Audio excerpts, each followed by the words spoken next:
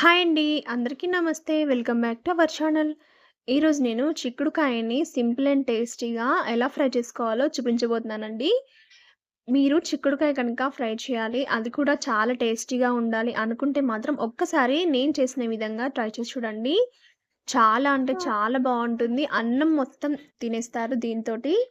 చిక్కుడుకాయ నచ్చని వాళ్ళు కూడా దీన్ని వదిలిపెట్టరండి. అంత టేస్టీగా ఉంటుంది. ఒక్కసారి చేశారంటే మళ్ళీ మళ్ళీ చేయాలనిపిస్తుంది. అండ్ సింపుల్‌గా చేసుకోవచ్చండి. ఇంట్లో ఉన్న ఇంగ్రీడియెంట్స్ తోటి ఎక్స్‌ట్రాగా ఏం అవసరం లేదండి. ఈ సింపుల్ అండ్ టేస్టీ చిక్కుడుకాయ ఫ్రైని ఎలా చేయాలో మరి చూసేద్దామా? ప్రాసెస్ ఏంటో చూసేద్దాము. ముందుగానైతే స్టవ్ మీద గిన్నె పెట్టుకొని ఇందులోకి ఆయిల్ తీసుకోవాలి. ఆయిల్‌లోనే జీలకర్ర, సన్నగా తరిగిన ఉల్లిపాయలు వేసుకోండి. ఒక 3 పచ్చిమిర్చి ఇలా పొడవుగా కట్ చేసుకొని వేసుకోండి. ఈ ఉల్లిపాయలనేది బాగా ఫ్రై అవ్వాలండి. బాగా ఫ్రై అయిన తర్వాత ఇందులోకి కరివేపాకు వేసుకోవాలి. మీ దగ్గర కొత్తిమీర ఉంటే అది కూడా వేసుకోవచ్చు. వేసుకోకపోయినా పర్లేదు. ఇది కూడా వేగిన తర్వాత చూడండి, నేనైతే చిక్కుడుకాయల్ని ముందుగానే ఒలిచి ఒక 2, 3 సార్లు శుభ్రంగా కడిగేసి ఇలా వాటర్‌లో వేసి ఉంచాను. ఈ చిక్కుడుకాయల్ని ఇందులోకి వేసుకోవాలి. చిక్కుడుకాయలు కూడా వేసుకున్న తర్వాత తాలింపులోకి కలిసేలాగా బాగా కలుపుకొని, మూత పెట్టి మధ్య మధ్యలో కలుపుతూ మీడియం ఫ్లేమ్‌లో బాగా మగ్గించుకోవాలి. చిక్కుడుకాయ అనేది కలర్ చేంజ్ అవ్వాలండి. అండ్ ఆయిల్‌లో బాగా ఫ్రై అవ్వాలి.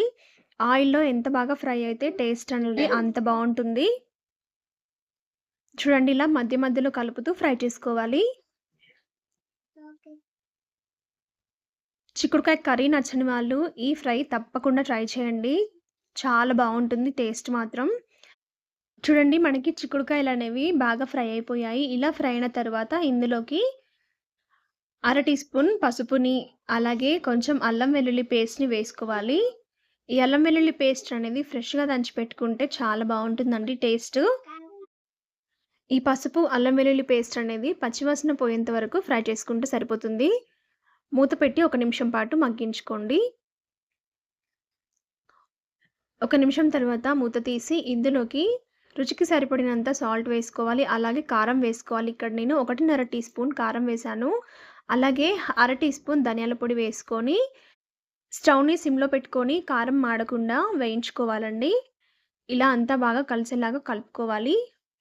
ఇలా కలిపిన తర్వాత ఫైనల్‌గా ఇందులోకి అర టీ స్పూన్ ఎండు కొబ్బరి పొడి వేసుకోవాలి. ఎండు కొబ్బరి పొడి కూడా వేసుకొని అంతా బాగా కలిసేలాగా కలుపుకొని జస్ట్ ఒక నిమిషం అలా ఫ్రై చేసుకొని స్టవ్ ఆఫ్ చేసుకుంటే ఎంతో రుచికరమైన చిక్కుడుకాయ ఫ్రై రెడీ. వేడి వేడి అన్నంలోకి ఈ చిక్కుడుకాయ ఫ్రై వేసుకొని తిని చూడండి. టేస్ట్ అయితే అద్భుతంగా ఉంటుంది.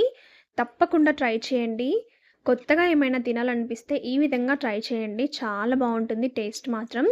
ఇందులో ఎక్స్‌ట్రాగా ఏం లేవు కదండీ. అన్నీ మన ఇంట్లో ఉన్న వాటితోనే చేశాను. చాలా అంటే చాలా రుచిగా ఉంటుంది. తప్పకుండా ట్రై చేయండి. చిక్కుడుకాయ కర్రీ ఇష్టపడని వారు ఈ విధంగా చేసుకొని హ్యాపీగా తినేసేయొచ్చు. మరి రెసిపీ మీకు నచ్చితే లైక్ చేయండి. మీ ఫ్రెండ్స్ అండ్ ఫ్యామిలీతో షేర్ చేయండి. ఇలాంటి మరిన్ని సింపుల్ అండ్ టేస్టీ రెసిపీస్ కోసం మన ఛానల్‌ని సబ్స్క్రైబ్ చేసుకోవడం మాత్రం మర్చిపోకండి. Thank you for watching friends.